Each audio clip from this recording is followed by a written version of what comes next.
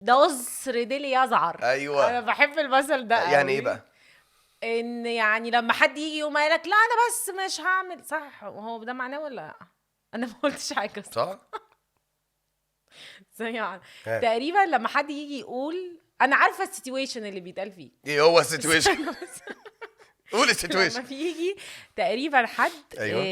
يقوم قايل مثلا انا مش عايز اعمل كذا باين، او مش هعمل ده علشان انا مش عايز اعمل ده، انما لا ده قصر ديل. فيتقالوا لا ده قصر ديل يزعر. يعني صح، ايه هي دي ازعر بقى؟ الترجمه. يعني ايه ازعر معرفش يعني ايه ازعر. اللي خدته القرعه تاخده من الشعور. انا طول الوقت ببقى انا بقوله وانا مش فاهماه. انا اكتشفت انا بقول امثال كتير وانا مش فاهماها. ايه بقى ترجمته؟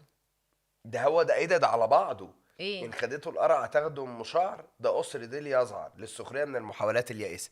ايه ده والله؟ لا انا حاسس ان لا الاعداد خيش. لا ده مثل وده مثل اللي هو ده قصر ديل يزعر ده حاله و ده اللي تاخده ايوه اللي خدتهم اللي خدته القرعه تاخده من الشعور.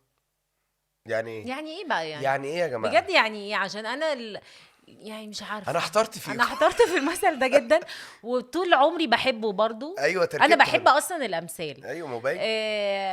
بحبه، بس انا مش عارفه هو عايز مني ايه المثل ده.